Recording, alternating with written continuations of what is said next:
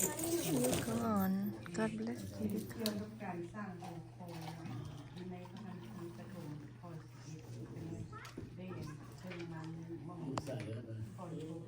และพระองค์ทรงกล่าวว่าบัดนี้มนุษย์พ้องวงกันเป็นพวกเดียวและต่างก็ปากเว้าภาษาเดียวกันสิ่งนี้เป็นเพียงขั้นเริ่มต้นของสิ่งที่พวกเขากำลังจะกระทำจะหมายความว่าพวกเราเป็นมนุษย์เนาะแล้วมาอยู่ในโลกนี้ถ้าผู้ใดมาฮู้จักพระเจ้าถึงว่าต่างคนต่างภาษามาเขาจะมาอยู่ในภาษาเดียวกันก็คือภาษาพระเจ้าเขาจะเข้าใจซึ่งกันและกันละว่าที่สร้างอย่างคือว่าที่สร้างหอคอยคือว่าสร้างอีกขึ้นอันคริสตจักรมันจะบ่แต่งแยกถ้าว่ามาฮู้จักพระเจ้าแท้ๆได้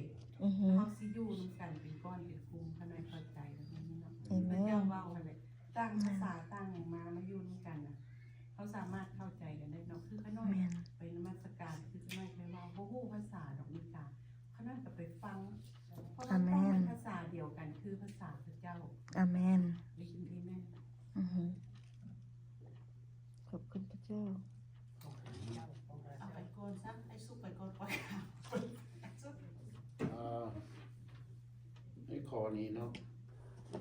มันทำให้สื่อสารระหว่างพวกเขาแทนที่จะต่อสู้กับปีศาจก็เลยกลายมาเป็นการต่อสู้กันและกันเองคือว่าเนาะหมวดซาตานเนาะก็อยู่ตรงข้ามกับพวกเขาอยู่ตรงข้ามกับพระเจ้าเนาะแต่ซาตานอย่าลืมล้างเนาะพวกมันซาตานเนี่ยพระเจ้าก็รู้ดีว่าทุกอย่างนั้นมันบ่เป็นความดีเนาะแน่นอนเราก็ต้องแยกกันเพราะว่าพระเจ้ามุ่งล่วงมาเนาะขอบใจแน่นอนนะอาเมนขอบคุณพระเจ้าโอเคครอยอ่านต่อไปเนาะเดี๋ยวก่อน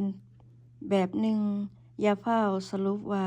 มารซาตานเฮ็ดให้คริสตจักรแตกแยกกันการกระทำที่ขาดความรอบคอบของเฮาเองนั่นอาจจะเฮ็ดให้คริสตจักรแตกแยกกันในทางใดทางหนึ่งได้หรือบ่ท่านคิดว่าอันใดคือตัวทำลายความสามัคคีในหมู่ผู้ที่เชื่อด้วยกันในฟิลิปปอยบทที่2ข้อ1ถึงข้อ3เฮาอ่านเห็นสิ่งที่ทำลายในหมู่ผู้เชื่อซึ่งมีเนื้อความว่าเหตุฉะนั้นถ้าชีวิตในพระคริสต์อำนวยการสู่กำลังใจถ้ามีความเล่าโลมประการใดในความหักถ้ามีส่วนร่วมใจกับพระวิญญาณประการใดถ้ามีความเมตตาเอ็นดูประการใดก็ขอให้เจ้าทั้งหลายเฮ็ดให้ความยินดีของเฮาครบเต็มด้วยการที่มีความคิดอย่างเดียวกันมีความหักอย่างเดียวกันมีใจร่วมสามัคคีเป็นน้ำหนึ่งใจเดียวกันอย่าเฮ็ดสิ่งใดในทางสิ่งดีหรือถือคือกันแต่จงถ่อมใจลงถือว่าคนอื่นดีกว่าตนเองขอบคุณพระเจ้าเนาะในขอนี่ก็ได้อธิบายดีเพราะว่ามันแบบความแน่ในพระคำของพระเจ้าเนาะเฮาบ่ได้เว้าละล่าแล้วเฮาก็บ่ได้แต่งขึ้นมาเองเป็นแบบพระเจ้าเพิ่นได้สอนให้พวกเฮาแบบว่าเฮาก็ได้ฮู้ย้อนเฮาได้มาเรียนมาฟังแล้วก็มาอ่านเนาะเพราะว่าลางเทื่อเฮาสิติมารซาตานก็บ่ได้เพราะว่าตัวเฮาเองนี่อนุญาตให้มันซาตานใช้หันนะ That's why โบสถ์หลายบ่อนมันแตกแยกกันนี่บ่แม่นมารได้อย่าสิไปติเขาคนหั่นผู้ที่บ่เชื่อพระเยซูหรือว่าผู้ที่เชื่อว่าแต่ปากแต่บ่เอาใจใส่หันนะและเฮ็ดให้ตัวเองนั้นมีความเชื่ออ่อนพวกเฮามนุษย์นำกันนี่ถ้าเฮามีความเชื่ออ่อนนะพวกผีมารซาตานหั่นนะมันเป็นวิญญาณชั่วร้ายหั่นนะมันอยากได้ต้นตัวนี่มาใช้เวียกของมันก็เข้าไปตัวผู้ที่ว่ามักด่าพระเจ้ามักป้อยพระเจ้ามักต่อต้านคนของพระเจ้านะใส่ปากคนนั้นไปด่าคนใส่ตัวคนนั้นไปเฮ็ดบ่ดีต่อต้านพระเจ้าหั่นนะอันนี้เนี่ยมันเป็นสิ่งหนึ่งที่เฮาต้องได้เรียนเขาไปเลิกๆเพื่อเฮาจะเข้าใจหั่นนะเนาะถ้าเฮาบ่เรียนเขาไปเลิกๆเลยการนำหนึ่งใจเดียวกันมันก็จะบ่มีหั่นนะเพราะว่าพระเยซูนี่เพิ่นเป็นพระเจ้าที่มีความรักและเพิ่นเป็นพระเจ้าที่รักพวกเฮาจริง และในพระคัมภีร์ก็ได้บอกว่าพระเจ้าเป็นทั้งนั้นเป็นความจริงและเป็นชีวิตเฮาบ่ได้เว้าเอาเนาะแล้วเพิ่นก็บอกเฮาคือกันอยู่ในเอเฟโซบทที่4ข้อ2ข้อ6เพิ่นก็บอกว่าพวกเฮานี่มีวิญญาณอันเดียวมีพระเจ้าองค์เดียวแล้วเพิ่นก็อยู่นํพวกเฮาหมดทุกคนในทั่วโลกนี่นะเนาะแล้วบัดนี้ความเชื่อในพระคริสต์ที่เฮามีนี่ก็เฮาก็มาร่วมกันนี่มาเฮียนนํกันนี่ก็ย้อนมาความรักที่พระเจ้านำเฮามาเนาะถ้าเฮาบ่มีความรักในพระเยซูคริสต์เจ้านี่เฮาก็มาบ่ให้บ่ฮอดบ่ถึงแล้วก็สิบ่มีใจที่ว่าอยากมาเฮียนมาฟังเนาะเพราะว่ามนุษย์นี่เขาเจ้าบ่อยากถ่อมตัวพวกมนุษย์นี่นะมีแต่ว่าตัวเองฮู้เบิดแล้วคนอื่นเว้าลางคนก็ว่าเจ้าเกิดคนขาข่อยเกิดก่อนเจ้าสิมาเว้าเขาบ่อยากฟังข่อยฮู้ก่อนเจ้าแต่ว่าอันนั้นมันบ่แม่นการถ่อมตัวการถ่อมตัวนี่เฮาสิเฒ่าหัวงอกกระสร้างถ้าเฮาบ่ได้เรียนเรื่องพระเยซูเฮาก็จะบ่ฮู้เนาะแล้วบัดนี้ผู้ชุมนุมเขาเรียนเรื่องพระเยซูเขาสิเกิดตำลังคนขาเจ้ากระสร้างแต่เขาเรียนเขาฮู้เขาเข้าใจหั่นนะเพราะฉะนั้นเพิ่นจึงว่า the power of unity นี่มันเป็นได้ย้อนความรักของพระเยซูและพวกเฮานี่คันเฮาตีกันนั่นนี่แปลว่าเฮาบ่ได้เข้าใจกันเฮาบ่ได้ร่วมกันเฮาบ่ได้มีน้ำหนึ่งใจเดียวกันเฮาอยากสิ่งดีสิ่งเด่นกันอันนั้นเป็นทางมันซาตานอันนั้นมันซาตานมันมาในโลกมันมาเพื่อขีดตัวเพื่อทำลายและเพื่อขาเพื่อถิ่มมันบ่ได้มาเพื่อให้เฮาหักกันได้แต่พระเยซูนี่มาให้มีชีวิตได้ให้พวกเฮาได้มีชีวิตเพิ่นเอาความหักมาให้เฮาเพิ่นเป็นพระเจ้าเพิ่นเป็นเจ้าของสวรรค์และเพิ่นก็เป็นเจ้าของชีวิตพวกเฮาและเพิ่นก็จะเป็นเจ้าของในทุกอย่างที่เฮามีเพราะว่าเพิ่นเป็นพระเจ้าเด้และเพิ่นก็ฮู้จักหมดมนุษย์ทุกคนทั่วโลกในเวลาอันเดียวกันและเพิ่นสามารถช่วยได้มนุษย์ทุกคนทั่วโลกในเวลาอันเดียวกันย้อนหยังย้อนเพิ่นมีฤทธิ์เดชอำนาจเพิ่นเป็นพระเจ้าเพราะฉะนั้นเฮาจึงติดตามพระเยซูและพระเยซูน่ะเพิ่นบ่ได้อยู่ไกลจากพ่อพี่น้องเพิ่นอยู่ในใจเพราะว่าเพิ่นเป็นพระวิญญาณบริสุทธิ์ขององค์พระเยซูคริสต์เจ้าสมัยทุกมื้อนี้เป็นสมัยพระคุณและความรักเพราะฉะนั้นเฮาจึงว่ามีความเชื่อและเฮาได้รับรวบพ้นบ่ได้ว่าเจ้าต้องเฮ็ดอันนี้หลายๆแล้วเจ้าจึงสิได้ขึ้นสวรรค์บ่ได้พระเยซูเฮ็ดให้เฮาหมดเลยได้เฮาเฮ็ดนำกันด้วยความรักได้คือเมื่อวานนี่เฮามาคลีนโบสถ์แม่นบ่เฮามาผู้ใดมาได้ก็ขอบคุณพระเจ้าผู้ใดมาบ่ได้ก็ขอบคุณพระเจ้าเฮาเห็นใจกันเฮาเข้าใจกันเฮาก็บ่เว้าให้กันเด็กน้อยเข้ามาได้เขาก็เฮ็ดได้ตามเขาเฮ็ดผู้ใหญ่มาได้ผู้เฒ่ามาได้เฮ็ดได้ตามเฮ็ดเฮาก็เข้าใจเฮาก็ฮักกันเฮาก็บ่ได้ติว่าผู้นั้นบ่มาผู้นี้มาเฮาบ่ได้ติเฮาก็เข้าใจว่าพระเจ้าใช้กับเจ้าต่างกับเฮามื้อนี้หั่นน่ะในเวลานี้วินาทีนี้นะคือกับพวกเฮาเดี๋ยวนี้แล้วนี่พวกเฮามาเห็นหน้ากันอยู่นี่บ่ได้แปลว่าผู้บ่ได้มาบ่ได้ฮักเฮาบ่ได้เชื่อพระเยซูกับเจ้าเชื่อกับเจ้าฮักแต่มื้อนี้เขาเจ้ามาบ่ได้ย้อนหยังบางคนก็เจ็บบางคนก็ไปเฮ็ดเวียกบางคนก็ยังอธิษฐานอยู่บางคนก็ยังฆ่าอีหยังแบบนั้นเฮาต้องเข้าใจแบบนั้นได้พ่อพี่น้องบ่แม่นสิว่าโอ้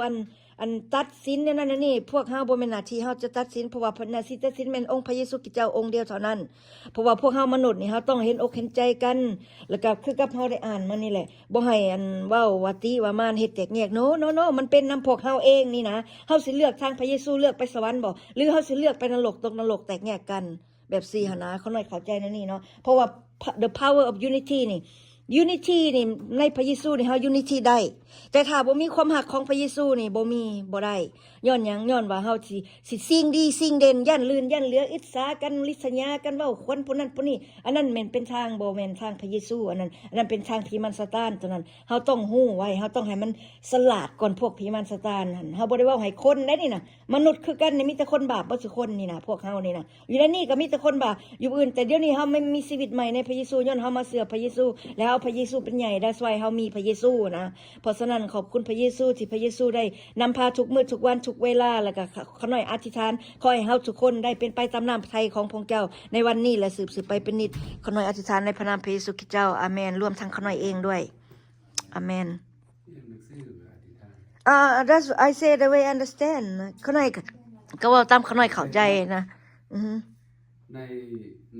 บทเรียนของพวกเรามื้อนี้ก็อันนี้เพิ่นกล่าวถึงน้อยหนึงต่อเรื่องที่ว่าเขาเจ้าสร้างหอบาเบลเนาะที่ว่าเขาเจ้าสร้างบ่สำเร็จก็เพราะว่าเขาเจ้าบ่เข้าใจกันเนาะเว้าภาษาคนละภาษาเขาเจ้ามันเฮ็ดให้เขาเจ้า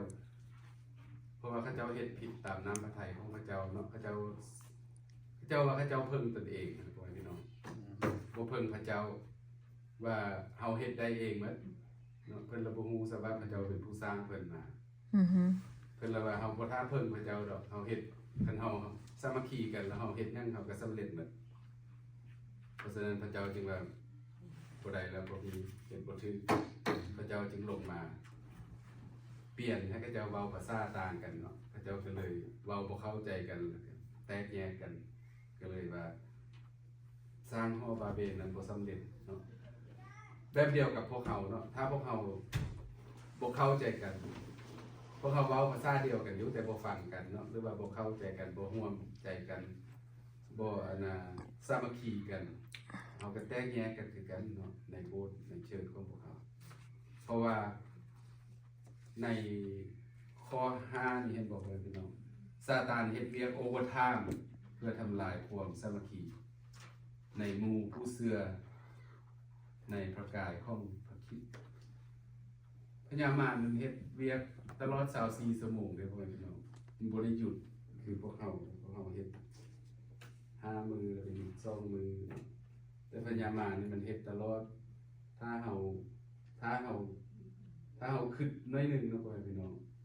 สมมุติเนาะถ้าในความคิดของเฮาคิดสั่งผู้ใดผู้หนึงมันมาแย่แล้วได้มาแม่นแหละพร้อมเฮาโลดหั่นน่ะพร้อมเฮาโลดว่าแม่นแล้วเจ้าคิดหั่นดีแล้วเฮ็ดโลดเฮ็ดมันโลดเนาะมายุ่งมาแย่หั่นเพราะฉะนั้นละเฮาต้องระวังตลอดเวลาเนาะอธิษฐานต่อพระเจ้าตลอดและเพิ่นว่าให้เฮาเฮ็ดแนวใดแบบอยู่ในพระคัมภีร์ตัวฟิลิปปอยที่ตูได้เว้าไปเนาะอันนั้นก็เพิ่นว่าฟ้าวเถื่ออย่าไปตู้ใส่พญามารเบิดไม่งั้นก็ว่ามารเฮ็ดหมดว่ามารเป็นผู้ซาตานเป็นผู้เฮ็ดให้คริสตจักรเฮาแตกแยกกันบ่แม่นเนาะเพิ่นบอกในนี้ในพระคัมภีร์ฟิลิปปอย3ข้อนี่เพิ่นว่าเหตุฉะนั้นถ้าชีวิตในพระคริสต์อำนวยการสู่กำลังใจถ้ามีความเล้าโลมประการใดในความฮักถ้ามีส่วนร่วมใจกับพระวิญญาณประการใดถ้ามีความเมตตาเอ็นดูประการใดก็ขอให้เจ้าทั้งหลายเฮ็ดให้ความยินดีของเฮาครบเต็มโดยการที่มีความคิดอย่างเดียวกันเห็นบ่มีความฮักอย่างเดียวกันมีใจร่วมสามัคคีเป็นน้ำหนึ่งใจเดียวกันอย่าเฮ็ดสิ่งใดในทางสิ่งดีหรือทื่อดีกันแต่จงทอมใจลงคือว่าคนอื่นดีกว่าตน อาเมน ใน3ข้อนี้ถ้าเฮาเฮ็ดสิ่งนั้นที่เฮาจะมีความคิดอย่างเดียวกันเนาะมีความฮักอย่างเดียวกันมีใจสามัคคีคือเป็นน้ำหนึ่งใจเดียวกันถ้าเฮามีความคิดอย่างเดียวกันคิดแต่ทางพระเจ้าเนาะพี่น้องคิดแต่ทางดีไว้บ่ต้องไปคิดว่ายานลื่นกันบ่สิ่งดีสิ่งเด่นกันผู้นั้นเราสิได้ดีก็ค่อยผู้นี้พระเจ้าสิฮักเราหลายก็ค่อยได้คันค่อยบ่เฮ็ดลื่นเรานี่บ่แม่นเนาะพี่น้องเราเคยเว้าหลายเที่ยวแล้วพระเจ้าฮักเฮาเสมอกันเบิดพระเจ้าเพิ่นบ่ลำเอียงพระเจ้าเพิ่นฮักทุกคนเท่ากันก็คือมนุษย์เฮาเนาะมนุษย์เฮาก็ฮักน้อยฮักหลายก็มีแต่ว่าพระเจ้าเพิ่นฮักเฮาเสมอกันหมดเพราะฉะนั้นเราบ่ต้องสิ่งดีสิ่งเด่นกันดอกว่าพระเจ้าสิฮักค่อยหลายพระเจ้าสิสั่งผู้นั้นบ่แม่นเนาะเฮาจงซอยเหลือซึ่งกันและกันฮักซึ่งกันและกันและบ่ต้องสิ่งดีสิ่งเด่นกันถือว่าคนอื่นดีกว่าเฮาเสมอดีแล้วเนาะบ่มีแต่ว่าอวดอ้างว่าค่อยนี่แหละที่หนึ่งบ่ได้เนาะค่อยนี่แหละในที่หนึ่งน่ะคันเชิญที่คันค่อยบ่มานี่โอ๊ยมันสิเกิดบ่แม่นเนาะเขาเจ้าบ่มาผู้อื่นก็เฮ็ดเพราะฉะนั้นเราบ่ให้เฮาคิดจังซั่นเนาะให้เฮาฮักซึ่งกันและกันอยู่นำกันปองดองสามัคคีและทุกสิ่งทุกอย่างจะเป็นไปเนาะทุกจะเป็นไปในทางที่ดีชีวิตของพวกเราก็จะดีขึ้นและคริสตจักรเราก็จะเติบใหญ่ขึ้นทุกคนเพราะว่าเขาเจ้าเบิ่งเลยว่าพี่น้องชาวโลกเขาเจ้าเบิ่งเฮาเพราะฉะนั้นเฮาต้องโซหรือว่า